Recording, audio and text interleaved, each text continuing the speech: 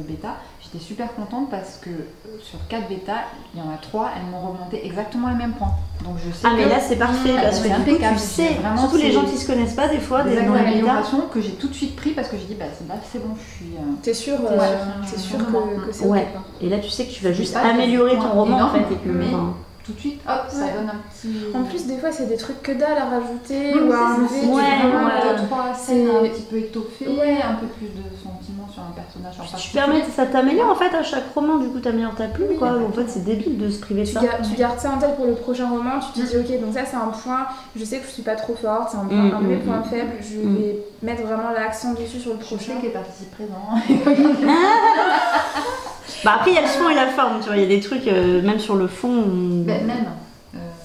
Là par exemple il y a le truc des parties présents, après c'est vrai que ça fait partie aussi, je les enlève pas tous parce que ça fait partie du style aussi du roman historique, qui est un petit peu plus un roman fleuve, un peu plus voilà. Donc j'en garde.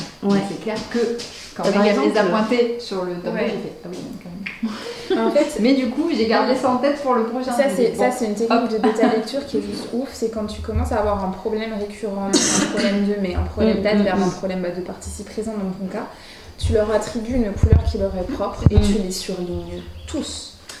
Et j'ai dit à Anaïs, ils sont pas tous à virer. J'ai dit bien sûr que non. Mais au là, moins, ça te... quand t'es à ton 5e en 3 lignes, je dis on va élaguer quand même, tu vois. Nettoyage, tu vois. Et en fait, effectivement, c'est un truc après, ça t'allège un style. Moi, j'avais eu ce problème sur Atypique Calypso, les adverbes. En fait, je m'en rendais pas compte et elle me les avait tous surlignés. Et en fait, visuellement, tu te dis, après, du coup, tu t'améliores. Quand tu le visuellement, ça te saute aux yeux et tu fais ok, mais en fait, c'est vrai que même si après, sur un format, on va dire. Un format Word, ce sera jamais pareil en papier. Mais il faut se dire que si tu surlignais comme ça, toi en papier, tous tes adverbes, tout tes... C'est lourd en fait, du coup, à la lecture quand t'as trop d'adverbes. J'avais ça aussi. Moi, c'était la ponctuation aussi, 3 petits points et puis point d'exclamation, enfin, surtout exclamation. Et je pense que c'était lors d'une nouvelle avec le comité, avec le truc de Grégoire.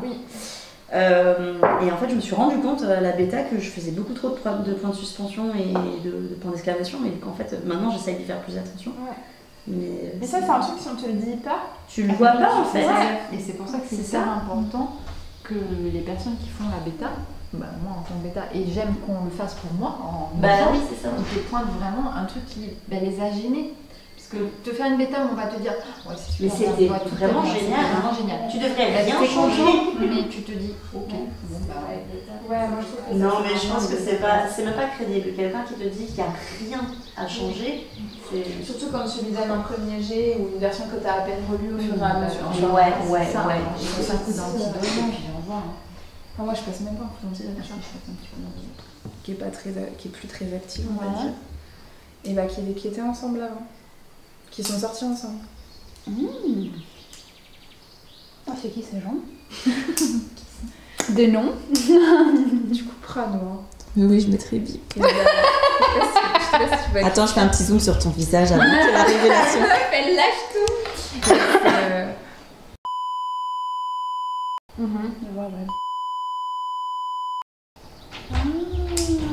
Je connais deux noms, les deux. Après, pas en détail, mais... Ils sont sortis ensemble parce qu'ils étaient sur un Bookstar ou avant qu'ils soient sur Bookstar? Je sais pas, c'était elle qui m'avait dit ça. Et je sais pas, j'ai pas trop osé lui poser de questions et tout. C'était un peu. Tu sais, je la connaissais pas trop et tout. Elle vient me dire ça. Je ne sais pas quoi faire de cette information. C'était quand même dans la licorne. C'était toi qui l'avais ouvert. On avait fait un. Tiens. Tu peux refilmer ce travail d'équipe. Oui, c'est très beau. C'est quand même celle qui boit pas de vin qui vous ouvre la bouteille. Les meufs, vraiment, vous me torturez. Hein. C'est juste que moi, avec ce truc-là, je peux pas. Non, mais c'est de la merde. Et le truc, c'est que si tu casses le bouchon de liège à l'intérieur, après t'es dans la merde pour sortir. Après, on fera tomber le bouchon et vous la burez très vite la bouteille. Tu vois. Voilà, c'est ça. Ou alors tu le pousses, c'est ça. Oh, c'est bien. Et voilà. Olé. C'est comme ça qu'on ouvre une bouteille. Non. En fait, Amandine, redis-nous. Qu'est-ce qui s'est passé? Je veux pas l'entendre ça. Aux États-Unis, parfois je bois du vin et je mets des glaçons dedans. On a perdu Anaïs.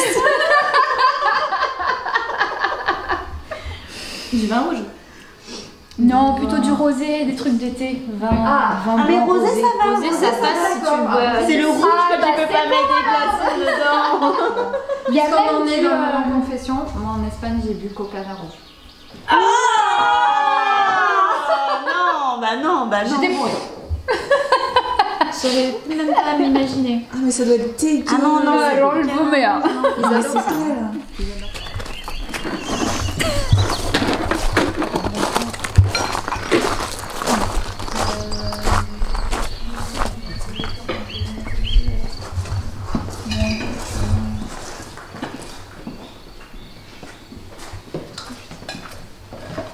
Ouh, ça sent bon aussi. Pris ce roman, non, il n'y avait pas. Ah, je sais pas. C'était un visage ou un demi-visage, je crois. C'était un... non, c'était un village, l'ambiance un peu chaude western. Ouais, ça. Oui, c'est ça. Sable, je me rappelle pas du tout du titre. C'est un western avec une Ouais. personnage principal Ouais. quoi. Et en fait, le problème, c'est que cette maison d'édition, je me rappelle plus ce que c'est, n'a pas du tout fait la promotion de cette autrice, pardon. Alors que, à armes égales, elle promouvait de ouf les autres auteurs pas racisés, quoi. Enfin, blancs, cisgenres, Et du coup, c'est parti de là. Et il y a un document qui avait été fait. Je me rappelle plus du nom de celle qui avait filé ça sur Twitter. Et elle listait en fait toutes les autoristes problématiques et pourquoi. Ah ouais. Et alors là, j'avoue que moi je suis un peu tombée de haut parce que j'ai découvert des trucs. White saviorism. White saviorism. White saviorism, ouais, voilà. Je l'ai dit avec mon accent français à couteau. Relations toxiques, ça d'accord. Et d'autres termes que j'avais jamais entendus de ma vie.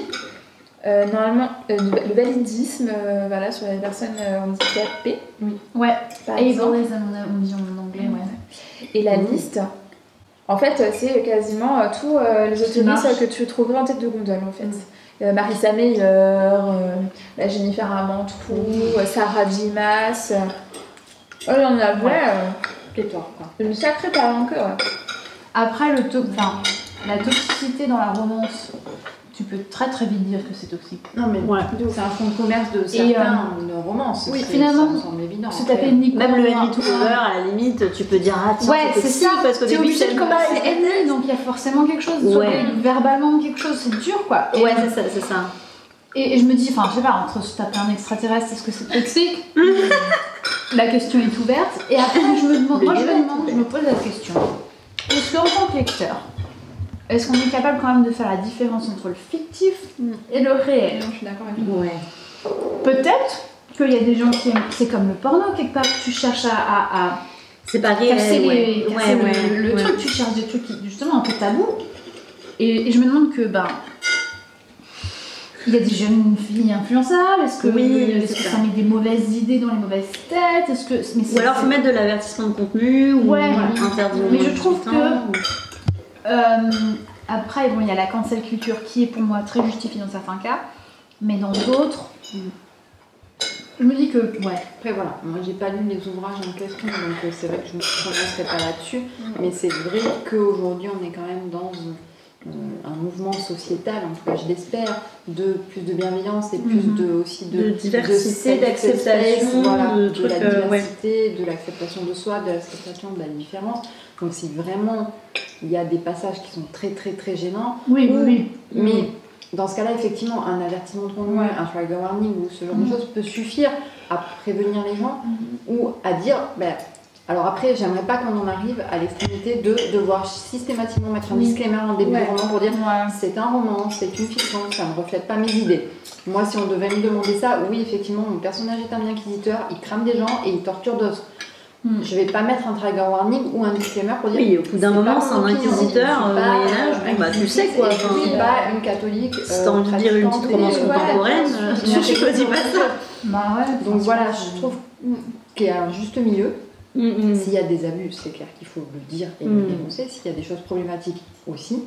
Après, est-ce que ça nécessite derrière ce harcèlement visible sur les réseaux? C'est ça, moi ce qui me dérange, c'est qu'on dénonce quelque chose et il y a des gens qui se transforment en C'est quel roman? C'est complètement en fait, c'était par catégorie si tu veux utiliser. Tu vois, genre t'avais validisme, tel auteur. White saviorism, tel auteur. Et alors, je me rappelle pas. Il n'y a pas l'exemple du livre qui est pas si, mais alors je me rappelle pas. Un palais d'épines machin d'or, le truc le plus connu, ça saga. Ouais. À Cotard. Moi je suis allée jusqu'au. Oui, à Cotard, ouais. Je suis allée jusqu'au tome 3. Moi j'étais très fan. Moi j'ai bien aimé. Je pense aussi que c'est des trucs. Au contraire, il y avait une relation toxique et c'était pas mal décrit. Elle s'en sort très bien et c'est bien fait justement. C'est pas du tout. Ça t'encourage pas en fait. Je pense aussi qu'il y a des trucs, c'est que tant que toi t'es pas concerné et qu'on te le pointe pas du doigt, tu peux pas t'en rendre compte. Ça, je suis d'accord aussi. Ouais, non mais c'est vrai. Moi par exemple, Marissa Meyer, c'est une de mes autrices. Enfin, c'est une de mes autrices préférées et jamais de la vie je me serais dit elle est problématique. Ouais. Parce que les points sur lesquels elle est problématique, je me rappelle plus ce que c'est. Moi, ça me touche pas personnellement. Et au contraire, moi, je trouvais que ces livres, ils étaient chouettes parce qu'il y avait de la diversité, c'était sympa, les héroïnes, c'était pas des petites minettes sans une touche, tu vois. Je me dis, ok, ça change. Je la trouve bien, celle qui fait les chroniques lunaires, je sais pas si vous avez vu. Ah si, ouais. Voilà, c'est elle. J'aime bien ce qu'elle fait et tout. Et j'étais super surprise de la trouver dans ce document, tu vois, je m'y attendais pas du tout. Mais il disait à quel point c'était problématique, parce qu'il y a des exemples dans le texte. C'est pas que dans le texte. Pour certains, je crois que c'est aussi des comportements et des propos en dehors de leur rôle. Alors ça, J.K. Rowling, c'est un classique, voilà. Une autrice. J.K. Rowling, ça va dans mon débat. Ouais, bon, ouais. C'est Après, J.K. Rowling, il faut qu'elle arrête Twitter. Oui, par contre, c'est pas son réseau social.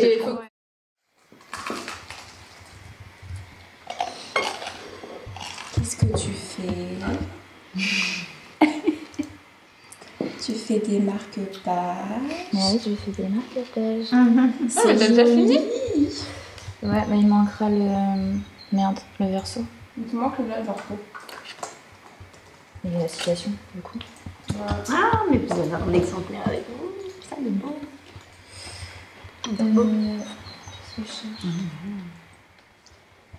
Meg, qu'est-ce que tu fais? Je cherche le verso du marque-page parce que c'est moi qui sais pas où je l'ai mis. Anaïs, qu'est-ce que tu fais? J'intègre des remarques de bêta de May. Merci d'ailleurs. Pour envoi à la correction après de mon prochain roman. Lucie, qu'est-ce que tu fais? J'essaye d'écrire le dernier chapitre de mon premier jet. Amandine, qu'est-ce que tu fais? D'abord, en fait, il faut que je m'occupe un peu de mes commandes Etsy. J'ai rien à dessiner, mais j'envoie des trucs chez l'imprimeur. Voilà. Qu'est-ce que tu fais sur Etsy? Je dessine des portraits de famille, de gens, voilà. Et ils ont le droit de choisir leur costume de leur héros préféré, de Star Wars, Marvel. Voilà. Cool, on mettra le lien dans la description. C'est gentil.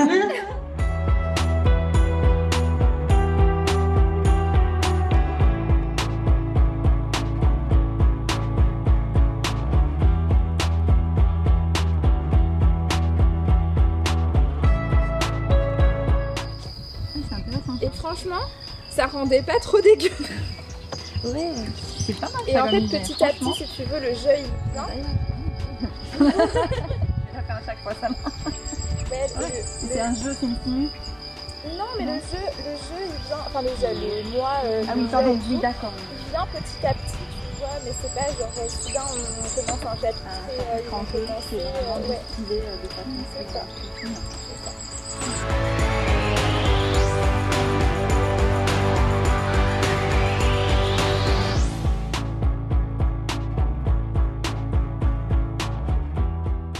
De live, c'est pas possible. Par contre, moi, je le verrais bien en suppos de Méléagan, parce que Méléagan va forcément revenir dans le tome 2. Ouais. Parce que nous, on se disait qu'on trouvait ça bizarre qu'au moment où Lancelot, il abandonne en fait le royaume de l'ogre ou Saxon. Spoil, hein, faut remettre. Pour...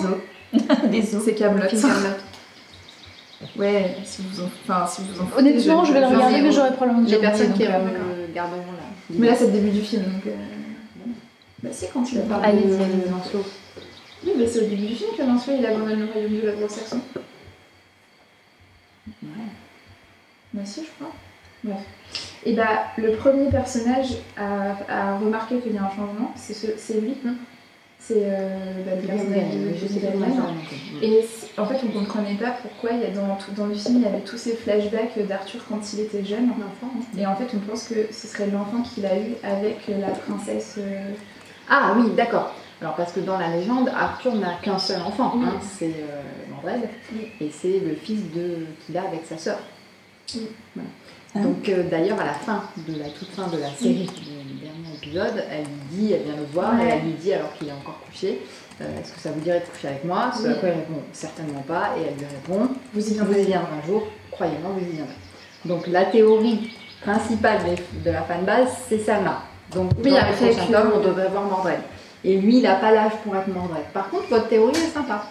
Ouais. Et elle n'est pas bête. On s'est dit, parce qu'en fait, on ne comprenait pas tout l'intérêt. C'est a priori un oriental. Oui, parce qu'en fait, il est dans la mer. Il est dans la mer rouge. Il est dans la mer rouge. Tu vois. Après, on ne sait pas trop quel âge il a Arthur non plus. Lui, il l'aurait eu quand il a eu 15 ans. C'est peut-être un peu juste. C'est peut-être un peu juste au niveau des dates. Après, c'est pas idiot. Et moi, j'ai beaucoup aimé ce personnage surtout. J'étais même un peu déçue qu'il ait que. J'ai adoré le film. Non, j'ai adoré le film, mais alors j'ai trouvé que... Oui, si, madame. Au château de Morges, en plein air, avec des figurants qui jouaient des durants. En fait, aux Utopiales en 2014, Alexandre Astier était l'invité d'honneur et il fallait des volontaires pour l'aider en fait à sortir de scène et à le guider jusqu'à l'ascenseur. Et on s'est porté volontaire et du coup pendant 5 minutes on a été garde du corps d'Alexandre Astier. Et en fait, vous auriez donné votre vie du coup parce que c'est le plus grand garde du corps. J'ai repoussé une fan affolée. J'ai dit non madame c'est pas possible. Reculez, et vraiment, en fait, quand tu le vois en vrai c'est quelqu'un qui est... Tu vois, je sais pas, il devait faire notre taille à peu près, il est arrivé avec un sweat à capuche, la capuche comme ça, vraiment son but c'était de passer incognito. Il voulait profiter du festival mais il voulait pas que tout le monde lui saute dessus quoi. Et donc du coup quand il est descendu de scène, il était très voûté, pas très à l'aise et tout, et du coup bah on s'est retrouvés vraiment pressés contre lui, vraiment genre tout le monde voulait essayer de lui parler, monsieur Astier, monsieur Astier, monsieur Astier. Et là il y a une meuf à ma droite qui arrive. S'il vous plaît, laissez-moi passer, j'essaye de parler à Alexandre depuis déjà 2 ans. Ça pue ça. Et du coup, j'ai dit, bah non, madame, je suis désolée, c'est pas possible. Et en fait, bah après, on était 2 à monter dans l'ascenseur avec lui. Et il est descendu à l'étage inférieur des Utopiales qui est réservé au pôle ludique. Et en fait, tout simplement, il a rejoint sa femme et 6 enfants, il s'est installé une table de jeu, ils ont commencé à jouer. Vous vous êtes pas fait insulter? Parce que moi, je me suis déjà fait insulter sur des trucs, sur les prods sur lesquels je travaille. Et genre, pour Kenji Girac, je me suis fait insulter par des gens. Bah, je sais pas, j'ai pas fait gaffe. J'étais sur beaucoup de choses. Que ce soit en musique ou en humoriste ou en plein de trucs. Pas gitane, mais presque. Avec mes chanclettes. Mais je me suis fait insulter par des gens à la fin parce que je voulais pas leur donner des affaires à lui, mais c'est ses affaires en fait, donc je les récupère et je les donne. Et il y a un gars, il m'a fait là, un coup de oui, mais ma petite nièce, elle est malade, elle est mourante à l'hôpital, vous avez pas de cœur, franchement, vous êtes une connasse, etc. Tu peux les voir de plus près sur l'écran? J'assume totalement. C'est bon d'ailleurs à quel point j'aime pas cuisiner mais j'aime bouffer. Ça, c'est rien à faire quand même. Mon mec, il aime bien cuisiner.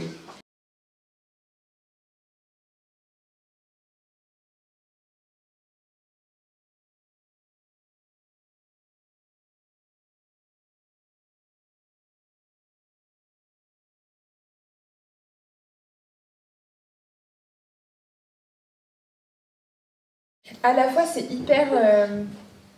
je sais pas comment dire, c'est hyper satisfaisant de terminer un roman que tu traînes depuis aussi longtemps et qui te tient autant à cœur. Nous, c'était notre premier truc qu'on avait vraiment réussi à finir, notre premier projet ensemble qu'on traînait aussi mine de rien, et ça a cimenté notre amitié de ouf. C'est clair. Mon préféré, c'est le 2. Ouais, mais c'est notre préf aussi, le 2. Oh, le 2, mais non. Mais le 2, c'est notre préf. Et la fin, ça me...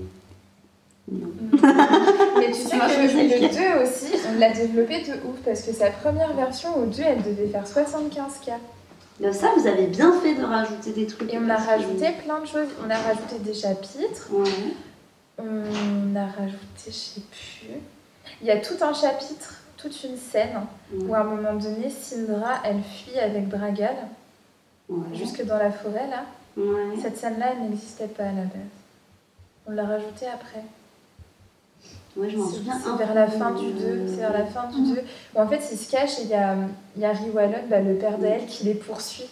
Ah d'accord. Oui. Et cette scène-là, elle n'existait pas du tout. Et on de base, il y avait une ellipse. Ouais. Que Riwalon, c'était un sacré gros con et qu'il n'avait pas assez d'importance en tant que gros connard. Ah, vous voyez pas assez. Voulu rajouter. Oui, parce qu'en fait, c'était un peu l'ombre qui planait sur elle, mais on ne le voyait pas assez. C'était pas un personnage actif. Ouais. Et c'est pareil, il y a une autre scène, un autre chapitre qu'on a fait from scratch. C'est à la fin où il est dans l'Académie des Gardiens où il va dans les archives. Dans les archives. Pour trouver, pour faire des recherches. Et là-bas, il croise son père. Et c'est un chapitre, je sais pas, qui est hyper long en plus. Et ça, vous l'avez rajouté après quoi? Il a été rajouté. Ouais. Et du coup, on finit le tome 1 juste avant d'avoir notre bac. On commence un peu le 2 dans la foulée, on avait plein d'idées et tout. Et première année de fac, on se retrouve toutes les deux en histoire de l'art et archéologie. Donc vous avez fait la même fac, quoi. Même première année. Même première année, d'accord. Même première année. Et donc là, on fait le tome 2 en fait en un an. Parce que là aussi, clairement, le fond de l'amphithéâtre, cette fois-ci, ça allait plus vite parce qu'on avait nos ordinateurs directement. Donc on n'avait pas besoin de copier et tout. Et puis après, moi, je me suis réorientée parce que mon histoire de l'art, c'était quand même l'année crash test.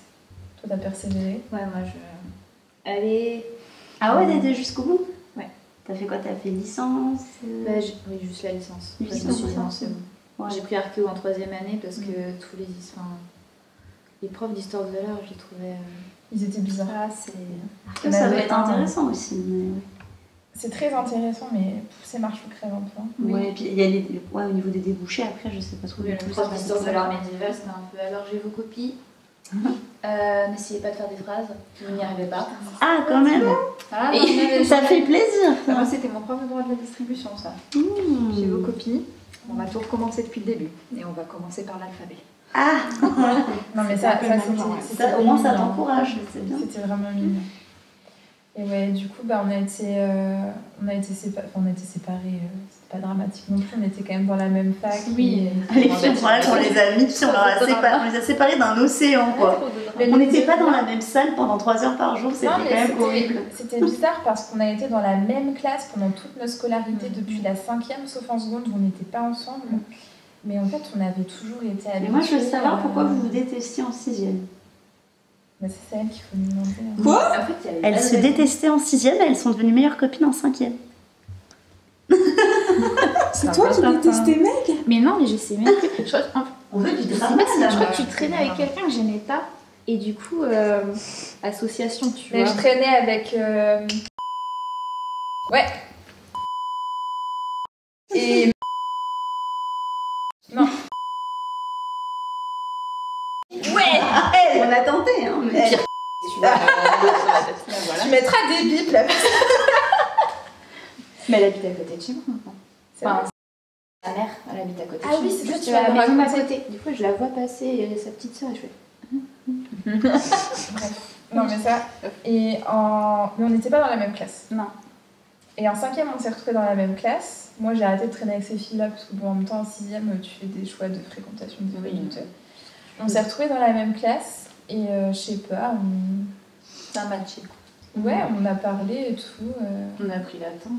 Ouais, on avait pris latin à la poche. Ah, je t'ennuie tellement en latin que t'es obligée d'être sympa avec ton voisin en même temps. Sûr et certain. Et la question c'est pourquoi est-ce qu'on n'est pas au courant? Pourquoi est-ce qu'on n'est pas en contact? Qu'est-ce qui fait que ces civilisations sont là où elles sont et que nous on est là où on est et qu'on ne peut pas